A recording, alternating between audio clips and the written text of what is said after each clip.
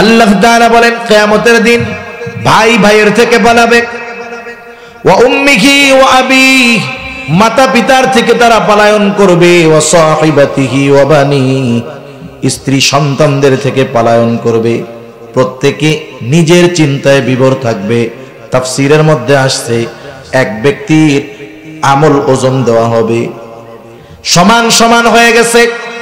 একটা নেকি হলে সে জান্নাতি, কারণ জান্নাতে যাওয়ার জন্য নেকির পাল্লা ভারী দরকার। আল্লাহ তাআলা বলবেন একটা নেকি দরকার। লোকটা বলবে আল্লাহ একটা নেকি, এটা তো কোনো ব্যাপারই না। আমি আজকে বিপদে পড়েছি। দুনিয়ায় বিপদে পড়লে বন্ধু বান্ধব আত্মীয় স্বজন, আমার কলিগ, আমার মা বাবা আমাকে সাহায্য করতো, তারাও তো কিয়ামতের ময়দানে আছে। হয়তো আমাকে একটা নেকি দিয়ে যে কেউ সাহায্য করবে, একে একে সে পরিচিত জন সবার কাছে যাইবে, সবার কাছ থেকে ব্যর্থ হয়ে যাবে। যে স্ত্রী সন্তানের জন্য কত ত্যাগ কত কষ্ট, তাদের কাছ থেকেও ফিরে আসবে। বাবার কাছে আসবে, বাবার কাছ থেকেও ফিরে যাবে। সর্বশেষ সে চিন্তা করবে সবাই যদিও আমাকে ফিরে দিয়েছে, কিন্তু আমাকে যে গর্ভধারণ করেছে আমার মা, সে হয়তো আমাকে ফিরিয়ে দিবে না। বড় আশা নিয়ে সে মায়ের কাছে যাবে। কিছু বলার আগে সে মাকে তার প্রতি যেই অনুগ্রহ সেগুলোর কথা স্মরণ করায় দিয়ে বলবে, মা আমি তো তোমার দুনিয়ার সেই সন্তান যাকে তুমি 10 মাস গর্ভে ধারণ করছো। শুধু তাই না, 2 বছর একেবারে নিঃস্বার্থভাবে যাকে তুমি দুধ পান করিয়েছো। মা আমার আনন্দ তোমার আনন্দের কারণ হতো, আমার কষ্ট তোমার কষ্টের কারণ হতো। মা আমি তোমার সেই কলিজার টুকরা সন্তান, একটা মাত্র নেকি দরকার, একটা নেকি হলে জান্নাতে চলে যেতে পারি। মা তুমি আমাকে একটা নেকি দাও। তাফসীরের মধ্যে আসছে এইবার ওই মা বলবে, দুনিয়াতে আমার বিবাহ হয়েছিল ঠিক, কিন্তু আমার যে কোনো সন্তান ছিল কিনা আমার সেটা মনে নাই। আমি তোমাকে চিনি না, তুমি চলে যাও। একটু চিন্তা করে দেখেন কেমন বিভীষিকাময় অবস্থা সেদিন হবে। সকলে চিন্তিত থাকবে। তবে ডান হাতে আমলনামা পেয়ে যারা জান্নাতে যাবে, জান্নাতে আর কোনো চিন্তা থাকবে না, কারণ সেখানে শুধু সালাম আর সালাম। ওয়ায়াসআলুনাকা আনির রূহ কুলির রূহু মিন আমরি রাব্বি ওয়া মা উতীতুম মিনাল ইলমি ইল্লা কলিলা। আল্লাহ রাব্বুল আলামিন বলেন, তারা আপনার কাছে জানতে চায়, তারা আপনাকে জিজ্ঞাসা করে রূহ কি জিনিস। হাবিব আপনি বলে দেন, কুলির রূহু মিন আমরি রাব্বি, রূহ হলো আমার রবের একটা আদেশ, নির্দেশ, প্রত্যাদেশ। রবের আদেশ যতক্ষণ থাকবে আমার প্রাণ রূহ আমার সাথে থাকবে। রবের আদেশ শেষ, শরীরের যেই মূল অর্গান হার্ট, সে আর রক্ত সঞ্চালন করবে না, পাম্পটা বন্ধ হয়ে যাবে। আল্লাহ রাব্বুল আলামিন এরপরে জানায় দিলেন যে রূহ কি জিনিস। এতটুকুর উপরেই বিশ্বাসের উপরে সীমাবদ্ধ রাখো, বেশি অতি পণ্ডিতি করতে যেও না, কারণ অতি পণ্ডিতগিরি করার মতো জ্ঞান তোমাদেরকে দেওয়া হয় নাই। বরং শুনে নাও তোমরা কতটুকু জ্ঞানের অধিকারী। আল্লাহ তাআলা বলেন, ওয়ামা উতীতুম মিনাল ইলমি ইল্লা কলিলা। আল্লাহ রাব্বুল আলামিন বলেন, তোমাদেরকে অতি সামান্য জ্ঞান দেওয়া হয়েছে। আমাদের জ্ঞানের পরিধি কতটুকু আমি যদি আপনাদের একটা ঘটনা শোনাই, সহজে বুঝতে হবে। শুধু ঘটনার একটা অংশ, পবিত্র কোরআনুল কারীমের সূরাতুল কাহফ, এই সূরার মধ্যে আল্লাহ তাআলা বক্তব্য দিচ্ছে। তার বক্তব্য দেওয়ার শেষে উপস্থিত শ্রোতাদের মধ্য থেকে একজন বলল, মূসা সবচাইতে বড় আলেম কে, সবচাইতে বড় জ্ঞানী কে? মূসা আলাইহিস সালাম বললেন, সবচাইতে বড় আলেম হলাম আমি। এটা বলার কারণটা কি?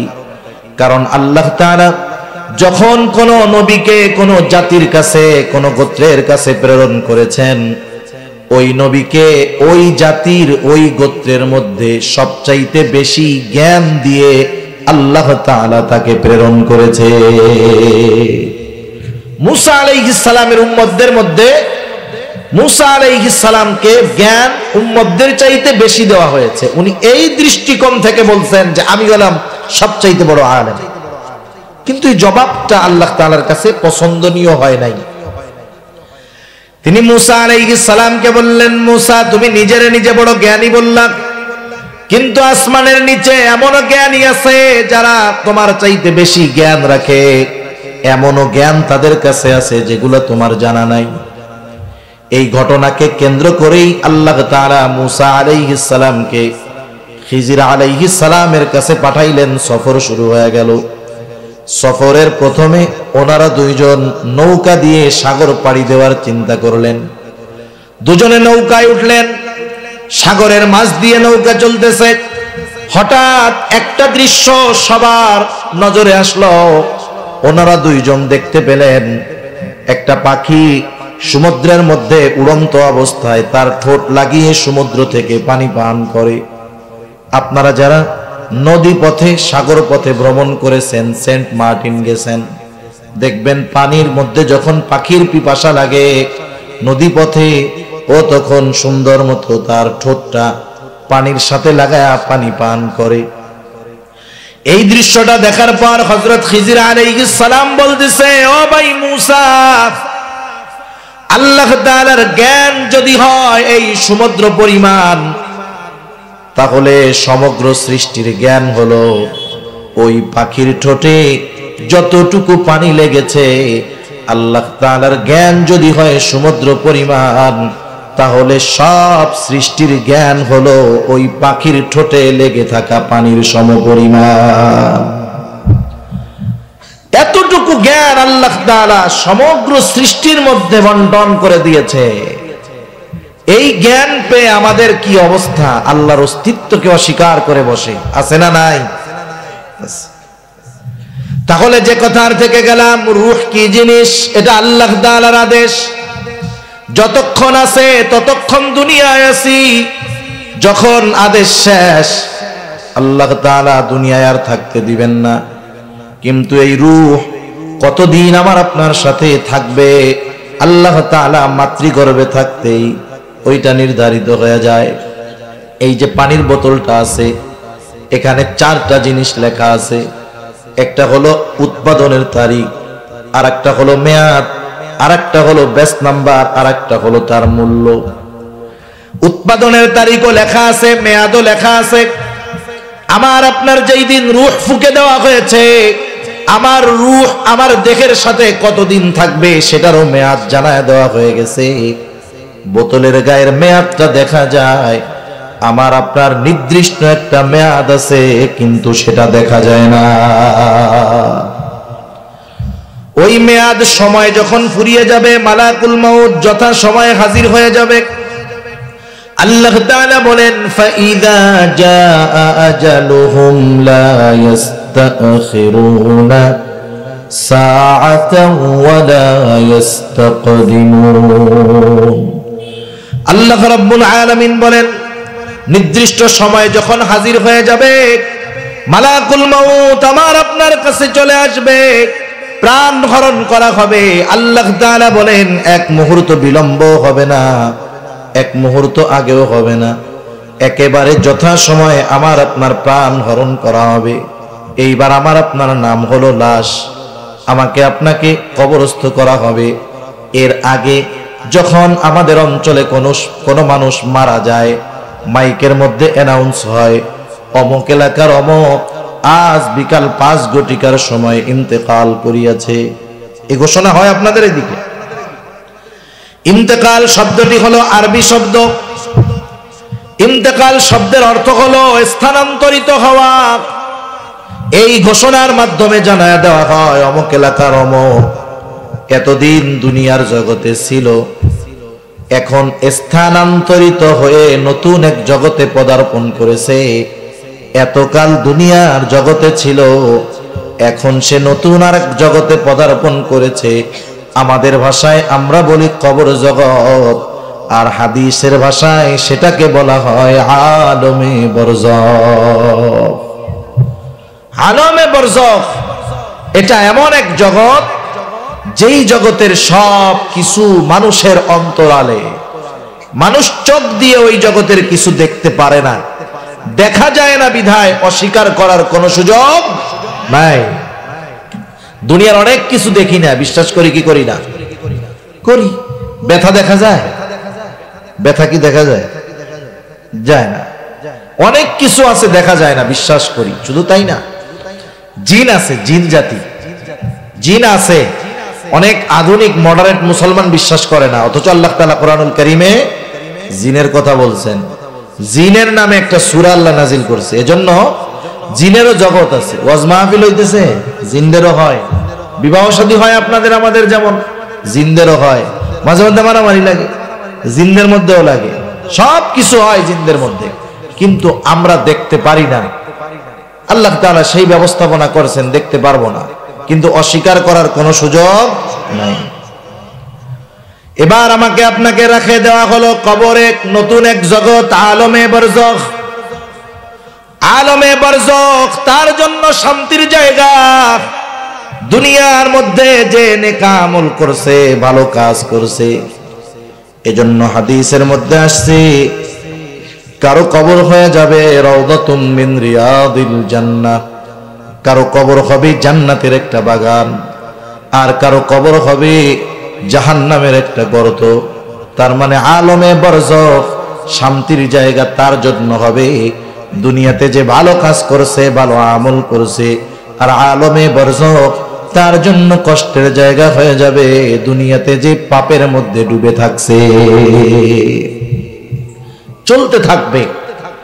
আলমে বারজাখে আমাদের প্রত্যেককে থাকতেই হবে, কোনো সন্দেহ নেই। সেখানে থাকতে হবে দীর্ঘ সময়, তবে অনন্তকাল নয়। আলমে বারজাখে থাকবো দীর্ঘকাল, কিন্তু অনন্তকাল নয়। আলমে বারজাখে অবস্থান এক সময় শেষ হয়ে যাবে। কিসের মাধ্যমে? সিংহায় ফুৎকারের মাধ্যমে। আল্লাহ রাব্বুল আলামিন বলেন, وَنُفِخَ فِي الصُّورِ فَصَعِقَ مَنْ فِي السَّمَاوَاتِ وَمَنْ فِي الْأَرْضِ إِلَّا مَنْ شَاءَ اللَّهُ ثُمَّ نُفِخَ فِيهِ أُخْرَى فَإِذَا هُمْ قِيَامٌ يَنْظُرُونَ। আল্লাহ রাব্বুল আলামিন বলেন, প্রথমবার যখন সিংহায় ফুৎকার দেওয়া হবে, আল্লাহ তাআলা যেগুলো চান সেগুলো ছাড়া সব অজ্ঞান হয়ে যাবে। তাফসীরের মধ্যে মুফাসসিরিনে কেরাম বলেন, ইসরাফিল আলাইহিস সালামের প্রথমবার সিংহায় ফুৎকারের পর আসমান জমিন এই দুইটার মাঝে যা কিছু আছে, আল্লাহ তাআলা যেগুলো চান সেগুলো ছাড়া আওয়াজ আস্তে আস্তে বিকট হতে থাকবে। একটা সময় সব প্রাণী অজ্ঞান হয়ে যাবে। অজ্ঞান হওয়ার পরে তাদের মৃত্যু ঘটবে। তারা প্রত্যেকে মানুষগুলা আলমে বারজাখের বাসিন্দা হয়ে যাবে। প্রথম সিংহায় ফুৎকার, এইবার দ্বিতীয়টায় দিবে ফুৎকার। কিন্তু প্রথম আর দ্বিতীয় সিংহায় ফুৎকারের মধ্যে ব্যবধান কত বছর? তাফসীরের মধ্যে আসছে হযরত আবু হুরায়রা রাদিয়াল্লাহু তাআলা আনহু থেকে বর্ণিত হাদিস। তিনি বলেন, প্রথমবার সিংহায় ফুৎকারের 40 পর দ্বিতীয়বার সিংহায় ফুৎকার দেওয়া হবে। 40 পর। জিজ্ঞাসা করা হলো, আবু হুরায়রা 40 দিন পর? বললেন না 40 সপ্তাহ পর না, 40 মাস পর না, 40 বছর পর না, 40,000 বছর পর না। মোট কথা হলো 2 সিংহার মাঝখানে ব্যবধান কত বছরের, এর মূল হিসাব যিনি জানেন তিনি কে? আল্লাহ তাআলার আদেশে ইসরাফিল আলাইহিস সালাম দ্বিতীয়বার সিংহায় ফুৎকার দিবেন। আল্লাহ তাআলা বলেন, সুম্মা নুফিখা ফীহি উখরা ফাইযা হুম কিয়ামুন ইয়ানজুরুন। আল্লাহ তাআলা বলেন, অতঃপর দ্বিতীয়বার সিংহায় ফুৎকার দেওয়া হবে। যাকে যেখানে দাফন করা হয়েছে, যাকে যেখানে কবরস্থ করা হয়েছে, প্রত্যেকে সেই জায়গা থেকে উঠে যাবে, দাঁড়িয়ে যাবে, ডানে বামে তাকায় দেখতে থাকবে। এবার তারা বুঝতে পারবে এটাই তো সেই দিবস, এটাই তো সেই দিন, যেই দিবসের প্রতিশ্রুতি আল্লাহ তাআলা কোরআনুল কারীমের মধ্যে আমাদেরকে জানায়া দিয়েছেন। ওই দিন সবাইকে একত্রিত করা হবে। এই জন্য ওই দিনের নাম হলো ইয়াউমুল হাশর। সব মানুষকে একত্রিত করা হবে। শুধু তাই নয়, ওই দিন সবাইকে তার দুনিয়ার কর্মের পূর্ণ প্রতিদান দেওয়া হবে। এই জন্য ওই দিনের আরেক নাম হলো ইয়াউমুল জাযা। আল্লাহ তাআলা বলেন, ওয়া ইন্নামা তুওয়াফাউনা উজুরাকুম ইয়াউমাল কিয়ামাহ ফামান যুহযিহা আনিন নারি ওয়া উদখিলাল জান্নাতা ফাকাদ ফাজ। আল্লাহ তাআলা বলেন, সেই দিন প্রত্যেককে তার কর্মের পূর্ণ প্রতিদান দেওয়া হবে। যে জাহান্নাম থেকে বেঁচে জান্নাতে প্রবেশ করবে, যাকে আগুন থেকে বাঁচিয়ে জান্নাতে প্রবেশ করানো হবে, আল্লাহ তাআলা বলেন ফাকাদ ফাজ, সে হয়ে যাবে সফল। আল্লাহ তাআলা আমাদেরকে ওই দিনের পূর্ণ সফলতা দান করুন, সকলে বলি আমিন। এই দিনের কথা আল্লাহ তাআলা আমাদেরকে স্মরণ করায় দেন। আমরা নামাজ পড়ি, নামাজের প্রত্যেক রাকাতে সূরা ফাতিহা আছে না নাই? ইমামের পেছনে যখন পড়ি, ইমাম সাহেব পড়েন, ইমাম পড়ুক আর আমি একা যখন পড়ি আমি পড়ি, প্রত্যেক রাকাতে সূরা ফাতিহা লাগে কি লাগে না? সূরা ফাতিহার মধ্যে আমাদেরকে কিয়ামতের কথা স্মরণ করে দেওয়া হয়। আমরা বলি মালিকি ইয়াউমিদ্দিন, বিচার দিবসের মালিক। ওই কিয়ামতের দিন সবাইকে একত্রিতকরণ দিবস। ওই দিনের একচ্ছত্র অধিপতি, প্রধান বিচারপতি যিনি, তিনি কে? বারবার প্রত্যেক নামাজে স্মরণ করায় দেওয়া হচ্ছে কিয়ামতের কথা, অথচ এর পরেও আমরা পরকাল সম্পর্কে গাফেল। ওই দিন প্রতিদান দেওয়া হবে দুনিয়ার কর্মের উপরে নির্ভর করে। তার মানে প্রতিদান যেহেতু দেওয়া হবে, সেহেতু দুনিয়ার কর্মগুলোও আল্লাহ তাআলা সংরক্ষণ করে রাখছেন। আমাদের দুনিয়ার সব কর্মগুলো সংরক্ষিত আছে, সুবহানাল্লাহ বলেন। আমার আপনার কর্মের সবচাইতে বড় সাক্ষী হলেন আল্লাহ। কাফা বিল্লাহি শাহিদা, সাক্ষী হিসাবে আল্লাহ তাআলাই যথেষ্ট। এরপরেও আল্লাহ তাআলা আমার আপনার কর্ম আমল এগুলা সংরক্ষণ করার জন্য সাক্ষী হিসাবে আল্লাহ তাআলা ফেরেশতা নিযুক্ত করে রাখছেন। আমাদের প্রত্যেকের কাঁধে দুইজন ফেরেশতা আছে, ডান কাঁধে একজন, বাম কাঁধে একজন। আল্লাহ তাআলা তাদের ব্যাপারে বলেন, কিরামান কাতিবিনা ইয়ালামুনা মা তাফআলুন। আল্লাহ তাআলা বলেন কিরামান কাতিবিন, সম্মানিত লেখকদ্বয় জানে তোমরা কি আমল করো। শুধু তারা জানে বিষয়টা এমন নয়, বরং তারা ডান কাঁধে যিনি ভালো কাজগুলো লিপিবদ্ধ করেন, বাম কাঁধে যিনি মন্দ কাজগুলো লিপিবদ্ধ করেন, আরো একজন ফেরেশতা আছে। আল্লাহ তাআলা তার ব্যাপারে জানায় দেন, তার কাজ হলো আমাদের কথাগুলোকে সংরক্ষণ করা। আল্লাহ তাআলা বলেন, মা ইয়ালফিযু মিন কওলিন ইল্লা লাদাইহি রাকীবুন আতীদ। আল্লাহ রাব্বুল আলামিন বলেন, মানুষ জবান দিয়ে যা নিক্ষেপ করে তথা যেই কথাগুলা বলে, সদা তৎপর একজন ফেরেশতা এই কথাগুলোকে সংরক্ষণ করে। বিজ্ঞান বলে মানুষের কোনো কথা ধ্বংস হয়ে যায় না, বরং মানুষ যেই কথাগুলা বলে, যেই শব্দগুলো উচ্চারণ করে, সব শব্দগুলা বাতাসের সাথে থেকে যায়। এটা হুজুরদের কথা না, এটা তো বিজ্ঞানের কথা। এটা বিশ্বাস করতে এত সমস্যা নাই নাকি? হুজুরদের কথা, কোরআনের কথা বিশ্বাস করার ক্ষেত্রে আমাদের অনেক গাফলতি আছে, কিন্তু যখন বিজ্ঞান কিছু বলে, ডাক্তার কিছু বলে, এগুলা বিশ্বাস করতে আমাদের একটা শব্দ অবিশ্বাসের দরকার নাই। একটা অক্ষর যদি কেউ অবিশ্বাস করে কোরআনের, নিঃসন্দেহে সে বেঈমান, ঠিক কিনা বলেন? তো যাই হোক, আমাদের কথাগুলা সংরক্ষিত থাকে। এই যে কথাগুলো আমরা বলি, এই কথাগুলো বাতাসে আছে। মনে করেন আপনার আত্মীয় আছে আমেরিকা, এখান থেকে 15,000 কিলোমিটার দূরে। আপনি যখন তাকে ফোন দেন, ফোন যথাযথ মোবাইলের মধ্যে পৌঁছায় দেয়, বাতাসের মাধ্যমে কথাটা যায়। একটু চিন্তা করে দেখেন, যেই কথা এইখানে বললাম তার ছাড়া আমেরিকায় যাইতে পারলো, সেই কথাগুলা যে সংরক্ষিত হইতেছে, এ ব্যাপারে কোনো সন্দেহের সুযোগ আছে? সুযোগ নাই। তাহলে আমার আপনার কর্ম লিপিবদ্ধ হয়, আমার আপনার কথা রেকর্ড হয়, সবগুলা আমল নামা ফাইল আকারে প্রস্তুত। فيقول هاؤم اقرءوا كتابيه إني ظننت أني ملاق حسابيه। আল্লাহ তাআলা বলেন, ডান হাতে যারা আমলনামা পাবে, ডান হাতে আমলনামা পাওয়ার পর সে খুশি হয়ে যাবে। আমলনামা যারা পাবে তারা বলবে, এই তো আমার কিতাব আমলনামা, পড়ো পড়ো। ডান হাতে কেন আমলনামা পাইলাম এর কারণও সে বলে দিবে।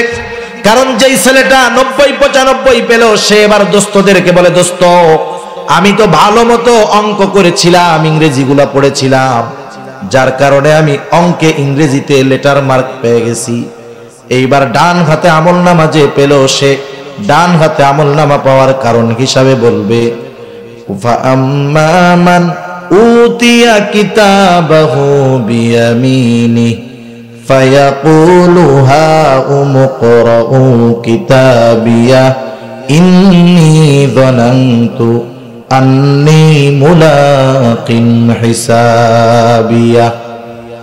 সে বলবে, আমি এই ব্যাপারে দৃঢ় বিশ্বাস রাখতাম যে আমাকে আমার কর্মের ব্যাপারে আল্লাহর সামনে মুখোমুখি হওয়া লাগবে, আমার কর্মের হিসাব দেওয়া লাগবে, আমার কর্মের জবাবদিহিতা দেওয়া লাগবে। এই জন্য বুঝা শুইনা কাজ করতাম, নেকের কাজ করতাম, গুনার থেকে বাঁচতাম। এই জন্য আমি ডান হাতের মধ্যে আমলনামা পেয়ে গেছি। এইবার যিনি বাম হাতে আমলনামা পাবেন, তার অবস্থা কি হবে? তাকে সামনাসামনি বাম হাতে আমলনামা দেওয়া হবে না। তাফসীরের মধ্যে আসছে, তার বাম হাতটা চিরে বুকের মধ্যে পেছন দিকে নেওয়া হবে, বাম হাতের মধ্যে আমলনামা দেওয়া হবে। এইবার সে আমলনামা পাওয়ার পরে বলবে, ওয়া আম্মা মান উতিয়া কিতাবাহু বিশিমালি ফায়াকুলু ইয়া লাইতানি লাম উতা কিতাবিয়া ইয়া লাইতাহা কানাতিল কাদিয়া। বাম হাতে আমলনামা পেয়ে সে বলবে, ইয়া লাইতানি লাম উতা কিতাবিয়া, হায় রে আমার কপাল বড় মন্দ, আমি যদি আমার এই কিতাবটা না পাইতাম কতই না ভালো হতো। ওয়ালাম আদরি মা হিসাবিয়া, আমার হিসাব যদি আমি না জানতাম কতই না ভালো হতো। ডান হাতে আমলনামা, বাম হাতে আমলনামা সকলের পৌঁছায়া যাবে। এরপরে আল্লাহ তাআলা বলবেন, ইকরা কিতাবাক কাফা বিনাফসিকাল ইয়াউমা আলাইকা হাসিবা। আল্লাহ রাব্বুল আলামিন বলবেন, পড়ো তুমি তোমার কিতাব, তুমি পড়ো তোমার আমলনামা, তোমার নিজের হিসাবের জন্য তুমি নিজেই যথেষ্ট। ওই দিন ওই আমলনামা যেই ভাষায় লেখা হোক না কেন, প্রত্যেককে আমলনামা পড়বার যোগ্যতা যিনি দান করবেন তিনি কে? সবাই পড়তে পারবে। যে কলেক্টে কলম ভাঙে সেও লিখতে পারবে, যে পড়তে পারেই না তাকেও পড়ার যোগ্যতা দিবেন কে? আল্লাহ। সবাই পড়বে। পড়ার পরে বলবে, মালি হাদাল কিতাব লা ইউগাদিরু সাগীরাতাও ওয়ালা কাবীরাতান ইল্লা আহসাহা। অবাক হয়ে যাবে পড়ে, বলবে, হায় রে কেমন কিতাব, একটা ছোট গুনাহও বাদ যায় নাই, বড় গুনাহও বাদ যায় নাই, একটা ছোট ভালো কাজও বাদ যায় নাই, বড় ভালো কাজও বাদ যায় নাই। এই তো সেই কিতাব, এই তো সেই আমলনামা। এইবার বলেন তো, ডান হাতে যারা আমলনামা পেল তাদের শেষ ঠিকানা হবে কোথায়? নিঃসন্দেহে ডান হাতে আমলনামা যারা পেয়েছে তারা জান্নাতি, আর বাম হাতে যারা আমলনামা পেয়েছে আল্লাহ তাআলা তাদের কর্মের পূর্ণ প্রতিদান হিসাবে তাদেরকে দিবেন জাহান্নাম। এজন্য প্রত্যেকটা মানুষ তার কর্মের নিকটে, আমলের নিকটে দায়বদ্ধ। মন্দ কাজ করলে জাহান্নাম, বাম হাতে আমলনামা, ভালো কাজ করলে ডান হাতে আমলনামা, ঠিকানা জান্নাত। আল্লাহ তাআলা সেই কথাই বলেন, কুল্লু নাফসিন বিমা কাসাবাত রহিনা ইল্লা আসহাবাল ইয়ামিন। ডান হাতে আমলনামা যারা পাইল তারা জান্নাতি, এছাড়া যারা তারা জাহান্নামী, তারা তাদের কর্মের নিকটে দায়বদ্ধ, এজন্য তাদের ঠিকানা হলো জাহান্নাম। জান্নাতীরা জান্নাতে যাওয়ার পর কোনো চিন্তা, পেরেশানি, টেনশন সেখানে থাকবে না। কিন্তু জান্নাতে যাওয়ার আগ পর্যন্ত কেউ টেনশন মুক্ত থাকবে না। সবার চিন্তা থাকবে কিয়ামতের ময়দানে। কেমন চিন্তিত থাকবে? আল্লাহ তাআলা এর একটা চিত্র আমাদের সামনে তুলে ধরে আল্লাহ তাআলা বলেন, ইয়াউমা ইয়াফিরুল মারউ মিন আখিহি ওয়া উম্মিহি ওয়া আবিহি ওয়া সাহিবাতিহি ওয়া বানিহি। আল্লাহ তাআলা বলেন কিয়ামতের দিন ভাই ভাইয়ের থেকে পালাবে, ওয়া উম্মিহি ওয়া আবিহি, মাতা পিতার থেকে তারা পলায়ন করবে, ওয়া সাহিবাতিহি ওয়া বানিহি, স্ত্রী সন্তানদের থেকে পলায়ন করবে। প্রত্যেকে নিজের চিন্তায় বিভোর থাকবে। তাফসীরের মধ্যে আসছে এক ব্যক্তির আমল ওজন দেওয়া হবে, সমান সমান হয়ে গেছে। একটা নেকি হলে সে জান্নাতি, কারণ জান্নাতে যাওয়ার জন্য নেকির পাল্লা ভারী দরকার। আল্লাহ তাআলা বলবেন একটা নেকি দরকার। লোকটা বলবে, আল্লাহ একটা নেকি, এটা তো কোনো ব্যাপারই না। আমি আজকে বিপদে পড়েছি। দুনিয়ায় বিপদে পড়লে বন্ধু বান্ধব, আত্মীয় স্বজন, আমার কলিগ, আমার মা বাবা আমাকে সাহায্য করতো।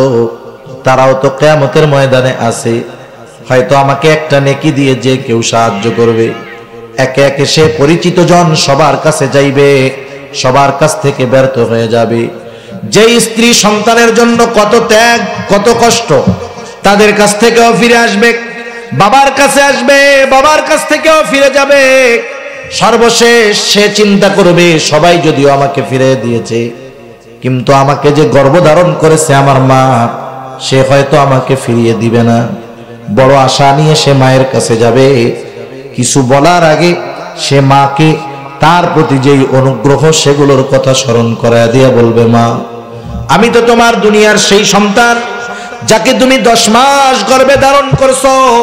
শুধু তাই না, 2 বছর একেবারে নিঃস্বার্থভাবে যাকে তুমি দুধ পান করিয়েছো। মা, আমার আনন্দ তোমার আনন্দের কারণ হতো, আমার কষ্ট তোমার কষ্টের কারণ হতো। মা, আমি তোমার সেই কলিজার টুকরা সন্তান।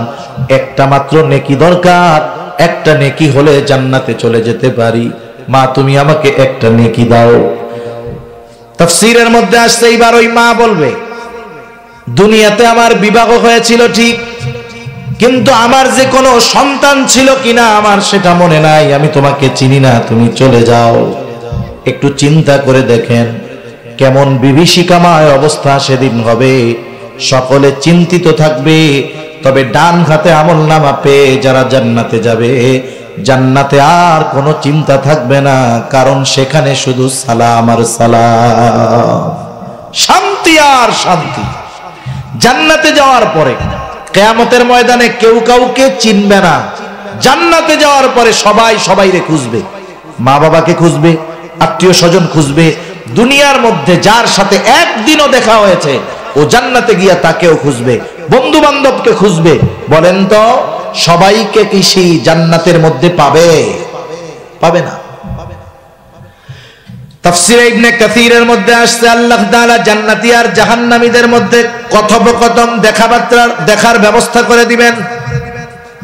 জান্নাতীরা জাহান্নামীদের দেখবে, জাহান্নামীরা জান্নাতীদেরকে দেখবে। জান্নাতীরা যখন দেখবে, হায় রে, ওই তো আমার সেই বন্ধু জাহান্নামের মধ্যে আযাব ভোগ করতেছে। একই সাথে চলতাম, একই মাঠে খেলতাম, একই কলেজ স্কুলে পড়তাম, একসাথেই তো চলতাম ও জাহান্নামে। এইবার জান্নাতি বান্দা আল্লাহ তাআলার কাছে বলবে, আল্লাহ আমার বন্ধু আজকে জাহান্নামের মধ্যে পড়তেছে, দুনিয়ায় তো আমি তার সাথেই ছিলাম। আপনি যদি আমার প্রতি অনুগ্রহ না করতেন, দয়া না করতেন, হয়তো আমাকেও ওই জায়গায় থাকা লাগতো। এইবার জান্নাতি বান্দা তার বিনয় আরো বেড়ে যাবে। জান্নাত পাওয়ার কারণে আল্লাহ তাআলার কৃতজ্ঞতার মাত্রা সে আরো বাড়ায়া দিবে। জাহান্নামীও দেখবে যে ওই যে ওর বন্ধু জান্নাতের মধ্যে। এবার তার আফসোস লাগবে। সে চিন্তা করবে, আরে আমার বন্ধু, একসাথেই তো আমরা লেখাপড়া করতাম, একই কলেজ স্কুলে পড়তাম, লেখাপড়া করতাম, একসাথে চলতাম, কত রাত একসাথে ঘুমাইছি, শুধু একটা জিনিসের তফাৎ, আজান দিলে ও নামাজে যাইতো, আমি যাইতাম না। আমি কিছু গুনার কাজ করতাম, ও করতো না। আফসোস করবে, আহারে সেই দিন যদি বন্ধুর সাথে আমি চলতাম, তার মতো যদি নামাজি হতাম, গুনার থেকে বেঁচে থাকতাম, আমিও ওই নেয়ামতের মধ্যে থাকতে পারতাম। মনে রাখবেন, আফসোস মানুষের কষ্টকে বাড়ায়া দেয়। আফসোস কষ্টকে বাড়ায়া দেয়। এমনিই তো আছে কষ্টে, যখন এই আফসোস হবে, কষ্টের মাত্রা আরো বেশি অনুভব হবে তার মধ্যে। এবার জান্নাতীরা পরস্পর বলবে, কিরে ভাই, ওরা তো আমাদের সাথেই দুনিয়ায় ছিল, তাহলে জাহান্নামে গেল কেন? আল্লাহ তাআলা সেই কথাগুলাই বলতেছেন, ফি জান্নাতিন ইয়াতাসাআলুনা আনিল মুজরিমিনা মা সালাকাকুম ফি সাকার। আল্লাহ তাআলা জানায় দেন, জান্নাতীরা এবার জাহান্নামীদের সাথে কথাবার্তা বলবে। জান্নাতীরা মুজরিম পাপী তথা জাহান্নামীদেরকে জিজ্ঞাসা করবে, মা সালাকাকুম ফি সাকার, কোন কারণে, কোন জিনিসে তোমাদেরকে এই সাকারে আনলো, জাহান্নামে আনলো? একটা প্রশ্নের জবাব আপনাদের খেদমতে দিতে চাই, যদি কারো অন্তরে প্রশ্নটা জাগ্রত হয়ে থাকে যে আমরা তো এখনো আছি দুনিয়ার মধ্যে, এখনো দুনিয়ায় আছি, জান্নাতেও যাই নাই, জাহান্নামেও যাই নাই, তাইলে জান্নাতি আর জাহান্নামীদের মধ্যে এই কথাবার্তা হইল, আল্লাহ পাইল কোথায়? এখন হয়তো অনেকের মনের মধ্যে প্রশ্নটা আসছে, এই তো কথা তো ঠিক, এই যে কথাবার্তা হইল, তাইলে এটা আবার আল্লাহ পাইল কোথায়? এটা বোঝানোর জন্য লম্বা আলোচনা দরকার, তবে একটা জিনিস বুঝলে সংক্ষেপে বোঝা হয়ে যাবে। বলেন তো, আমাদের কাছে সময় কাল কয়টা? ছাত্র নাই কেউ? কয়টা জোরে বলেন? তিনটা। কি কি? অতীত, বর্তমান, ভবিষ্যৎ, প্রেজেন্ট, পাস্ট, ফিউচার। আমাদের কাছে সময় তিন ভাগে বিভক্ত। অতীতের কিছু খবর আমাদের কাছে আছে, কিন্তু সব অতীতের খবর আমাদের কাছে নাই। আমার কিছু অতীতের খবর আছে, আমার সব অতীতের খবর আমার কাছে নাই। আমার যখন জন্ম হইল দুনিয়ায়, 2-2.5 বছর পর্যন্ত এই যে অতীত, এটা কি আমাদের কারো মনে আছে নাকি? মনে নাই। তখন ওই মা বাবা বইলা দেয়, ওইটা শুনি আর কি। বর্তমান যেটা সামনে আছে, ভবিষ্যৎ কি আছে আমরা কেউ জানি না। জানার কারণ, আমাদের কাছে সময়টা 3 ভাগে বিভক্ত। কিন্তু আল্লাহ তাআলার কাছে সময় অতীত নাই, ভবিষ্যৎ নাই, সব বর্তমান। সব কি? এই পাশে কোন আল্লাহর বান্দারা কথা কয়?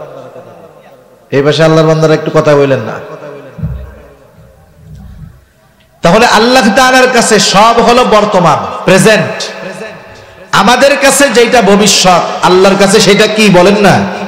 বর্তমান। বর্তমান। যাই হোক, আমার টপিকস ওইটা না, ওই টপিকসে গেলে আবার লম্বা সময় হয়ে যাবে। শুধু এতটুকু মনে রাখবেন যে আল্লাহ তাআলা হলেন সময়ের স্রষ্টা। সময়ের স্রষ্টাকে, তার কাছে সব সময় বর্তমান। আমার কাছে যেটা অতীত, বর্তমান। আমার কাছে যেটা ভবিষ্যৎ, আল্লাহ তাআলার কাছে সেটা বর্তমান। আল্লাহু আকবার। এবার জাহান্নামীরা বলবে, জাহান্নামে যাওয়ার কারণ কি? জিজ্ঞাসা। জবাবে জাহান্নামীরা এবার তাদের জাহান্নামে যাওয়ার 4টি কারণ বলবে। কয়টি কারণ একটু জোরে বলেন? আরো জোরে কয়টা? বেশি সময় আমি আর আপনাদের কষ্ট দিব না, সর্বোচ্চ 20 মিনিট 25 মিনিট থাকা যাবে না ইনশাআল্লাহ। এই 4 কারণে জাহান্নামীরা জাহান্নামী, তারা 4টি কারণ বলবে। প্রথম বিষয় হলো, এই 4 কারণ যদি আমাদের মধ্যে থাকে, আমরা এই কারণগুলো বাহির করব তো? কথা বুঝেন নাই? বাইর করব। কারা করবে? একটু হাত উঁচা করি, নারায়ে তাকবীর। কতজন চিন্তা করছে কি কি কারণ আছে আল্লাহই জানে। সবাই হাত উঁচা করি, নারায়ে তাকবীর। জোর নাই, এত তাড়াতাড়ি শেষ। নারায়ে তাকবীর। এই তো মাশাআল্লাহ, আমরা হাত নামাই। কারণগুলো যদি থাকে বাইর করব, নিজের লাভ। জাহান্নামীরা 1 নাম্বার কারণ বলবে, ক্বালু লাম নাকু মিনাল মুসাল্লিন। তারা বলবে, আমরা জাহান্নামে আসার প্রথম কারণ হলো আমরা মুসল্লি ছিলাম না। কি ছিলাম না? মুসল্লি। সপ্তাহে 1 দিন মসজিদে হাজিরা দেয়, সে কি মুসল্লি? মুসল্লি কে? রাসূল আকরাম সাল্লাল্লাহু আলাইহি ওয়াসাল্লাম এক হাদিসের মধ্যে জানায় দেন, কিয়ামতের দিন সূর্যটা একেবারে নিকটে থাকবে, সূর্যের সবচাইতে গরম দিক হাসরবাসীর দিকে দেওয়া থাকবে, কোথাও কোনো ছায়া থাকবে না আরশের ছায়া ছাড়া। সেই দিন ওই আল্লাহ তাআলার আরশে ছায়ায় 7 শ্রেণীর মানুষ স্থান পাবে। এই 7 শ্রেণীর মানুষের মধ্যে এক শ্রেণীর মানুষ হলো রাজুলুন কলবুহু মুআল্লাকুন বিল মসজিদ। ওই ব্যক্তি আরশের ছায়ায় স্থান পাবে যার অন্তর সর্বদা মসজিদের সাথে থাকতো। সে সব সময় মসজিদে থাকতো না, তার অন্তর মসজিদে থাকতো। প্রবাসে যাদের আত্মীয় স্বজন আছে, অনেকে বলে না ফোন দিয়ে মাঝে মধ্যে, মা আমি আছি সৌদি আরব কিন্তু আমার মনটা পড়ে রয়েছে ঘরের মধ্যে, গ্রামে।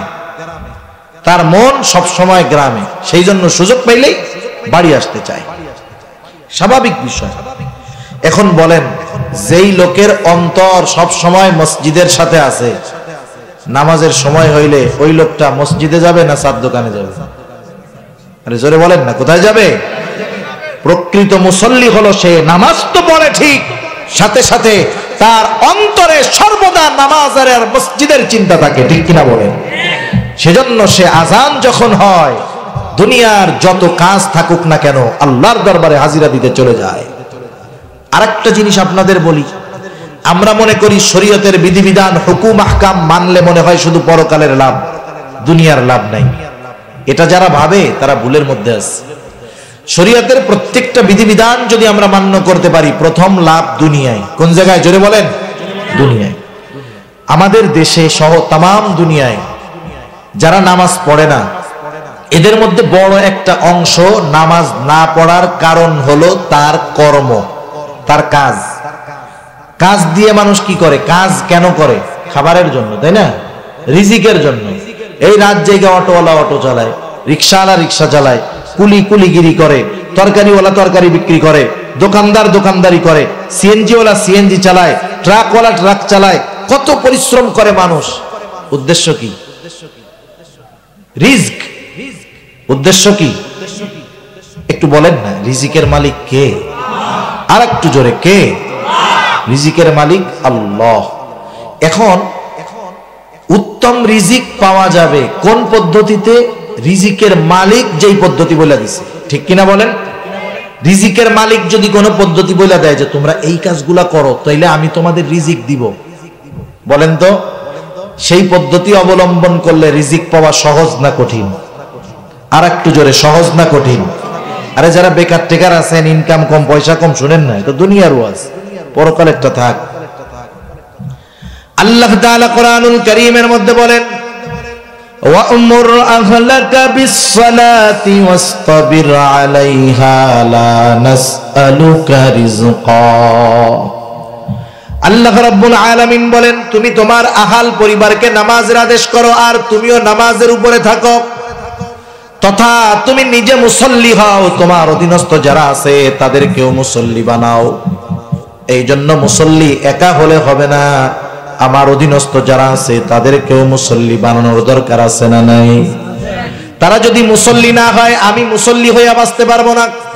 কারণ আল্লাহ তাআলা কোরআনুল কারীমের মধ্যে বলেন, ইয়া আইয়ুহাল্লাযীনা আমানু কু আনফুসাকুম ওয়া আহলিকুম নারা। আল্লাহ তাআলা বলেন, হে ঈমানদারেরা, তুমি নিজে জাহান্নামের আগুন থেকে বাঁচো, অধীনস্থদেরকেও বাঁচাও। মুমিন জাহান্নাম থেকে বাঁচবে নেক আমলের মাধ্যমে। এখন বলেন তো, সেই নেক আমল মুমিন একা করবে না তার অধীনস্থদেরকেও আদেশ করবে? যেহেতু নামাজ একা পড়লে হবে না, অধীনস্থদেরকেও নামাজি বানাতে হবে। জাহান্নাম থেকে একা বাঁচলে হবে না, অধীনস্থদেরকেও বাঁচাতে হবে। এই জন্য আমরা শুধু নিজেরা মুসল্লি হব না, আমার অধীনস্থ যারা আছে তাদেরকেও মুসল্লি বানাতে হবে। নাইলে কি হবে জানেন? আমি নিজে নামাজ পড়তেছি ঠিক, কিন্তু আমার ছেলেটা নামাজ পড়ে না। অনেক মুসল্লি আছে নামাজি, ছেলে রাত 3টা পর্যন্ত পড়ছে, পরীক্ষার প্রস্তুতি নিচ্ছে। ফজরের নামাজের সময় মুসল্লি নামাজ পড়ার জন্য বাইরে হইছে, দরজাটা খুব আস্তে করে খুলে। কেন? যদি দরজার আওয়াজে ছেলের ঘুম ভেঙে যায় কষ্ট হবে। একটু আগে ঘুমাইছে, এখন যদি ডাক দেই ঘুমের ব্যাঘাত ঘটবে, সকালে ক্লাস ভালোভাবে করতে পারবে না। এজন্য নিজে সতর্কতার সাথে বের হয়, দরজাটা আস্তে করে আটকায়, পোলাপানে নামাজের জন্য ডাকে না। হায় হায়, এই বাপ তো নিজে জাহান্নাম থেকে বাঁচার জন্য নামাজ পড়তেছে। তাহলে সন্তানের প্রতি যদি আসলে ভালোবাসা থাকতো, ডাক দিয়ে উঠাই দিত, আসো আমার সাথে। এ বাপ কি করলো জানেন? যে বাপ আপনাকে ডাক দেয় না, অনেক তো যুবক তরুণ দেখা যাচ্ছে, যে বাবা যেই মা তোমাদেরকে নামাজের জন্য ডাক দেয় না, মনে রাখবা তোমার এই মা বাপ যদি নামাজি হয়, কেমন যেন তারা জাহান্নাম থেকে বাঁচতে ছুটছে আর তোমাদেরকে জাহান্নামের পথের প্রতীক বানায় দিচ্ছে। এটাই বাস্তবতা। আর যেই অভিভাবক নিজে নামাজ পড়েন, পোলার ছেলে মেয়েকে ঘুম থেকে উঠান না, আপনি কি মনে করতেছেন নামাজ পড়ে পয়সা যাবেন? আমার সময় বড় কম, নইলে কোরআনের প্রত্যেকটা আয়াত দিয়ে আমি দেখায় দিতাম, যেই সন্তানকে আপনি নামাজের কথা বলেন না, আপনি যত বড় হাজি গাজি হন না কেন, ওই সন্তান আপনাকে আগে জাহান্নামে ঠেইলা এরপরে সে জাহান্নামে যাবে, আগে সে যাবে না। সেজন্য নিজে বাঁচতে হইলে সন্তানরে নিয়েই বাঁচেন, এটা আল্লাহ তাআলার আদেশ। এজন্য আল্লাহ তাআলা বলল, বান্দা নিজের অধীনস্থ যারা আছে নামাজের আদেশ করো, তুমিও নামাজি হও, মুসল্লি নিজে হও, ঘরের মানুষদেরকেও মুসল্লি বানাও। বান্দা লা নাসআলুকা রিজকা, আমি তো তোমাদের কাছে কোনো রিজিক চাই না, বরং যদি তুমি নিজে মুসল্লি হও, ঘরের মানুষগুলা যদি মুসল্লি হয়ে যায়, বান্দা চিন্তার কোনো কারণ নাই। নাহনু নারযুকুকা, তুমি যদি মুসল্লি হও, ঘরের মানুষ যদি মুসল্লি হয়, আমি আল্লাহ তোমাকে রিজিক দিয়ে দিব। সুবহানাল্লাহ। তাইলে নামাজ বাদ দিয়ে দোকানদারি করবে ঠিক, ইনকাম করবে, খাইতে পারবে না। ইনকাম করবে কিন্তু কি খাইতে পারবে না। এজন্য মূল কথা হলো নামাজি হব, আমরা মুসল্লি হব। যদি নামাজি হই, আখিরাত সহজ। রাসূল আকরাম সাল্লাল্লাহু আলাইহি ওয়াসাল্লাম বলেন, কিয়ামতের দিন সর্বপ্রথম আল্লাহ তাআলা নামাজের হিসাব নিবে। আউয়ালু মা ইউহাসাবু বিহিল আবদু ইয়াউমাল কিয়ামাতিস সালাহ। কিয়ামতের দিন সর্বপ্রথম নামাজের হিসাব নেওয়া হবে। নবীজি এরপরে বলেন, যার প্রথম হিসাব তথা নামাজের হিসাব সহজ হয়ে যাবে, তার বাকি হিসাবগুলা যিনি সহজ করে দিবেন তিনি কে? সেজন্য দেখেন, ভালো ছাত্র যেটা লেখাপড়া সব পারে, ক্লাসে একদিনও অনুপস্থিত নাই, লেখাপড়া ঠিক মতো পারে, ধরলেই কইতে পারে, এই ছাত্র যদি একটু দুষ্টমি বেশিও করে, শিক্ষক দেখেও না দেখার ভান করে চলে যায়। স্বাভাবিক বিষয়, যেহেতু লেখাপড়া ঠিক মতো করে, সহজে ওরে ধরে না। কিন্তু যেটা লেখাপড়া পারে না, ও যদি ছোট্ট একটা ত্রুটিও শিক্ষকের সামনে বাঁধে, ওরে ওইটাই ধরে। লেখাপড়ার নামে খবর নাই না, চা খায় বেড়াইতেছে। মানে ছোট ছোট দোষগুলাও সামনে চলে আসে। একটু চিন্তা করেন, ভালো হইলে অনেক বড় বিষয়ও যদি গুরুতর অপরাধ না হয়, শিক্ষক কিছু বলেন না। চিন্তা করে, লেখাপড়া তো ঠিক মতো করে ভালো ছাত্র, ছোট দোষগুলা তো ধরেই না। আর যেটা লেখাপড়া ঠিক মতো করে না, ওর ছোট দোষগুলাও বড় আকারে দেখানো হয়। কিয়ামতের দিন নামাজের হিসাব যখন হয়ে যাবে, কেউ যদি এই নামাজের হিসাবে পার পেয়ে যায়, দুনিয়ায় হয়তো অনেক গুনাহ থাকবে, পাপ থাকবে, আল্লাহ তাআলা ওগুলো দেখবে না। ওগুলো দেই না দেখা নামাজের হিসাবে পাস, আল্লাহ বলবে যাও জান্নাতে চলে যাও। সুবহানাল্লাহ। কারণ তোমার হাতেই তো জান্নাতের চাবি, তুমি তো নামাজি মুসল্লি, যাও তুমি জান্নাতে চলে যাও। আর যেটার নামাজ ঠিক নাই, একবারে কড়ায় গন্ডায় হিসাব হবে, প্রত্যেকটা হিসাবে সে ধরা পড়বে, তার অবস্থা হালুয়া টাইট হয়ে যাবে। জান্নাতে যাওয়া বহুদূর, জাহান্নামের মধ্যে জাহান্নামের লাকড়ি হয়ে তাকে জাহান্নামে জ্বলতে হবে। এজন্য অনুরোধ আপনাদের কাছে যে আপনারা মুসল্লিটা কমপক্ষে হবেন। যারা নামাজ পড়েন তো আলহামদুলিল্লাহ, যারা পড়েন না মুসল্লি হন, দুনিয়ারও লাভ আখিরাতেরও লাভ, ঠিক কিনা বলেন? 2 নাম্বার জাহান্নামে যাওয়ার কারণ আল্লাহ রাব্বুল আলামিন জানায় দেন, জাহান্নামীরা বলবে ওয়ালাম নাকুনু তুইমুল মিসকিন। আমরা জাহান্নামে আসার দ্বিতীয় কারণ হলো আমরা মিসকিনদেরকে খানা দিতাম না। মিসকিনদেরকে খানা দিতাম না। সাধারণভাবে খানা খাওয়ানো এটা বড় ফজিলতের কাজ, রাসূলুল্লাহ সাল্লাল্লাহু আলাইহি ওয়াসাল্লামের কাছে একজন লোক এসে জিজ্ঞাসা করতেছে, আইয়ুল ইসলামি খাইর, ইসলামের মধ্যে সর্বোত্তম কাজ কোনটা? এই লোকের প্রশ্নের জবাবে নবীজি সাল্লাল্লাহু আলাইহি ওয়াসাল্লাম বললেন, তুতঈমুত তাআম ওয়া তাকরাউস সালাম আলা মান আরাফতা ওয়া মান লাম তারিফ। তুমি মানুষকে খানা খাওয়াও আর পরিচিত অপরিচিত সবাইকে বেশি বেশি সালাম দাও। নবীজি বলছেন মানুষকে খানা খাওয়াও, বলেন নাই গরিব ধনী, মুসলিম অমুসলিম, সচ্ছল অসচ্ছল, কোনো ক্লাসিফিকেশন নবীজি করেন নাই। এজন্য কেউ যদি কোনো মানুষকে খানা খাওয়ায়, অমুসলিম হোক মুসলিম হোক, ভালো হোক মন্দ হোক, ধনী হোক গরিব হোক, আল্লাহর জন্য যদি খানা খাওয়ায়, এই খানা খাওয়ানো বড় ফজিলতের কাজ। আবার কেউ যদি আল্লাহর জন্য খানা না খাওয়ায়, স্বার্থ থাকে, তাহলে এতে কোনো লাভ নেই। সাহাবায়ে কেরাম মানুষকে খানা খাওয়াইতো আল্লাহর জন্য। অনেক সময় আমরা তো মানুষের উপকার করার পরে তার কাছ থেকে উপকৃত হওয়ার আশা করি, কমপক্ষে এতটুকু আশা করি যে একটা মানুষের জন্য আমি উপকার করলাম, সে কমপক্ষে আমাকে একটু থ্যাঙ্কস দিবে। অনেক সময় আফসোসে বলি, দেখ ওই লোকটার এই কাজটা করে দিলাম, আরে চা নাস্তা তো বহুত দূর, একটু ধন্যবাদও দিল না, বলে কি বলে না এরকম। তার মানে বোঝা গেল আমি তাকে সাহায্য করছি আল্লাহর জন্য নয়, চা নাস্তা অথবা ধন্যবাদের জন্য। এই প্রতিদান আল্লাহর কাছে পাওয়া যাবে না। এজন্য আমরা যখন মানুষকে দান সাদকা করি, একজন ভিক্ষুক আসছে, আপনি 2 টাকা দেন, 1 টাকা দেন, 5 টাকা দেন, 10 টাকা দেন, অনেকে বোঝে না, দিয়ে কি বলে দোয়া করেন। এই যে দিলাম, দিয়ে প্রতিদান কেন তার কাছে চাইবো? আমি তো আশা করি যে আমি তাকে দিলাম, এর প্রতিদান আমাকে দিবে কে? আল্লাহ তাআলা দিবে।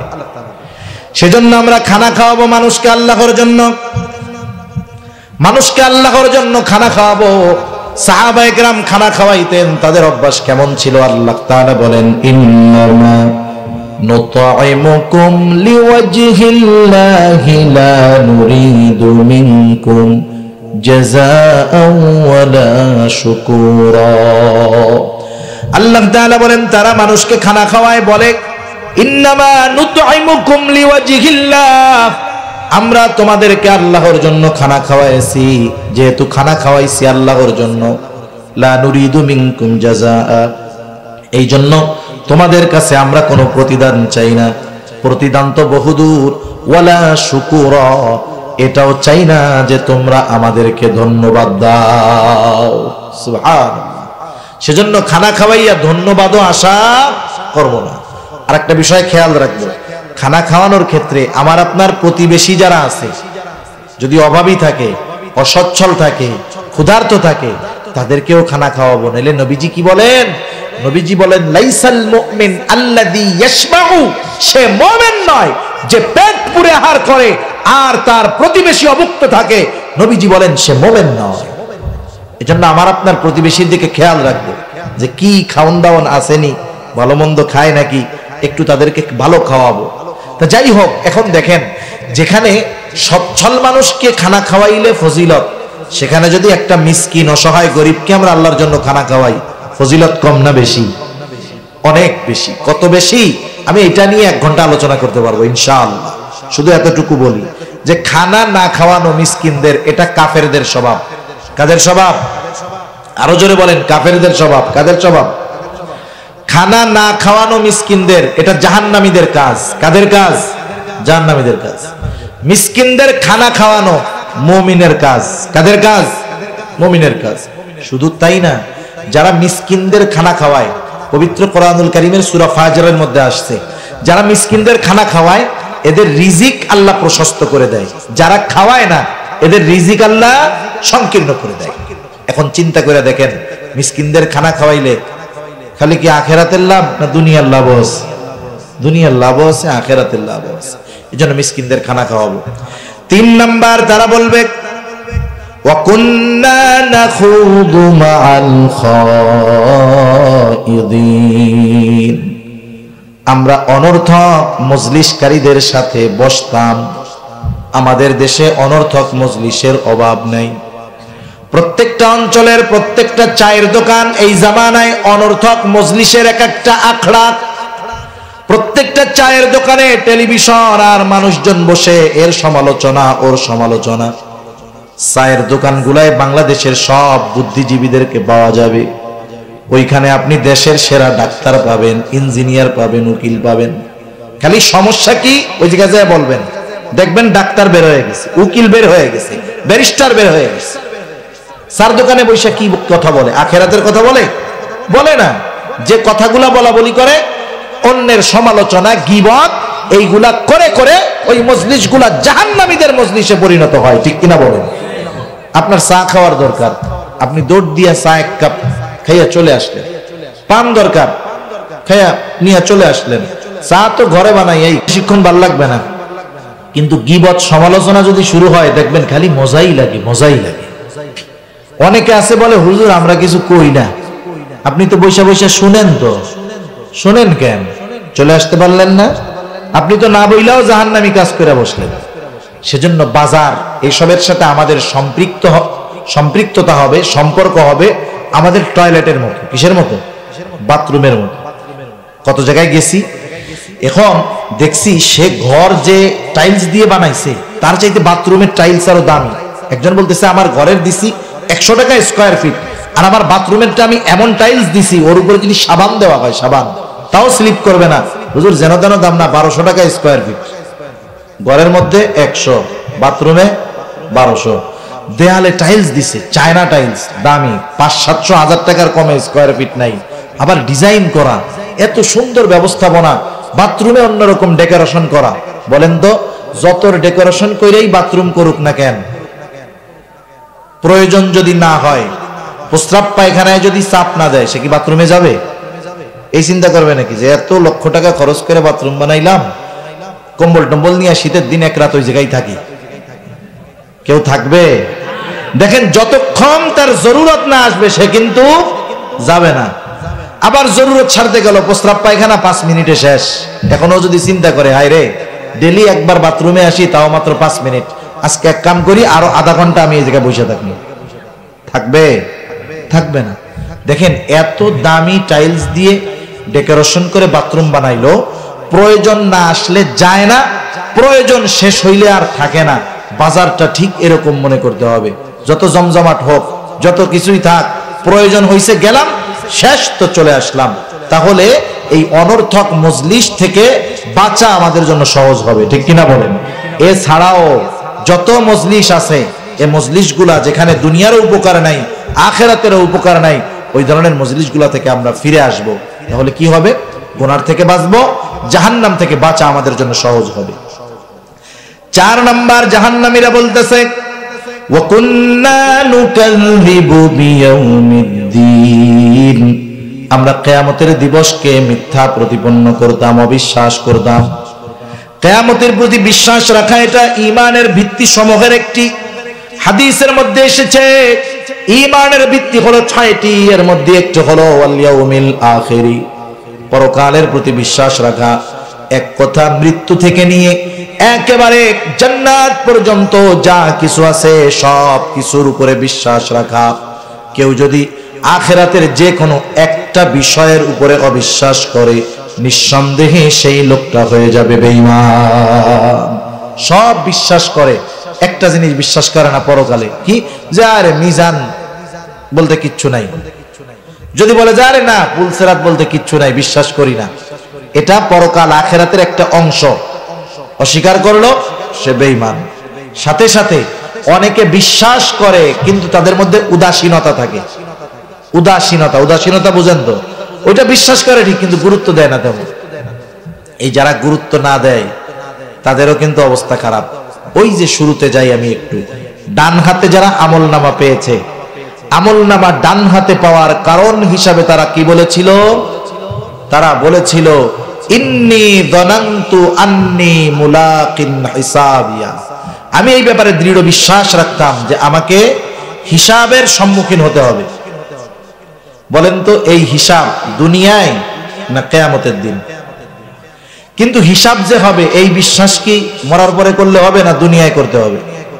তাহলে দেখেন, হিসাব হবে, এই বিশ্বাস হবে দৃঢ়তার সাথে দুনিয়ায়, আর হিসাব নেওয়া হবে কিয়ামতের দিন। সেজন্য যেই মানুষগুলা কিয়ামতের ব্যাপারে দৃঢ় বিশ্বাস রাখে, হিসাবের ব্যাপারে দৃঢ় বিশ্বাস রাখে। সমাজের মধ্যেই দেখেন না, অনেকের মা বাবা আছে সন্তানের ব্যাপারে তারা খুব কঠোর। মাগরিবের সময় ঘরে ঢুকে নাই, আধা ঘন্টা পরে আসছে, মা বাবা দুজনে মিলে জিজ্ঞাসা করে, এই কোথায় গেছো? বিকালে মাঠে খেলছো, সন্ধ্যা লাগার সাথে সাথে কেন আসো নাই? কোথায় গেছো? খবরদার, আগামী দিন থেকে মাগরিবের আজানের আগে আগে বাসায় আসবা, হাত মুখ ধুয়ে এখান থেকে নামাজ পড়তে যাবা। এই যে যেই বাবা মা সন্তানের ব্যাপারে তার কাছে জবাবদিহিতা চায়, বলেন তো এই সন্তান তার প্রতিটা কাজ করার আগে একটু চিন্তা ভাবনা করবে তো নাকি? যারে বন্ধুর বাসায় গেলে অসময়ে জবাব দেয় যাবো না, তাহলে দেখেন তার জীবনটা সুশৃঙ্খল। আর যেই ছেলে আধা ঘন্টা পরে আসছে, আব্বা আম্মা কিছুই কয় না, ও চিন্তা করবে আধা ঘন্টায় কিছু বলে না, পরের দিন যে 2 ঘন্টা বন্ধুর বাসায় থাকবে, পরের দিন যে সারা রাত মা বাপ জানেও না থাকবে, আইসা বলবো বন্ধুর বাসায় ছিলাম। আচ্ছা ঠিক আছে। যেই মা বাবা জবাবদিহিতা সন্তানের নেয় না, আর যেই সন্তান বুঝতে পারে যে আমার কর্মের জবাবদিহিতা আমাকে দেওয়া লাগবে না, ও যা মন চায় তাই করে, ও যা মন চায় তাই করে, ডিসিপ্লিন থাকে না তার লাইফে। আর যার জবাবদিহিতার চিন্তা থাকে তার জীবনটা হয় ডিসিপ্লিন, নিয়মতান্ত্রিকতার ভিতরে সে থাকে। আর যে জবাবদিহিতার ব্যাপারে চিন্তা নাই, সে যা মন চায় তাই করে। সেজন্য আমাদের প্রত্যেককে দুনিয়ার কর্মের জবাবদিহিতা আল্লাহর সামনে দিতে হবে।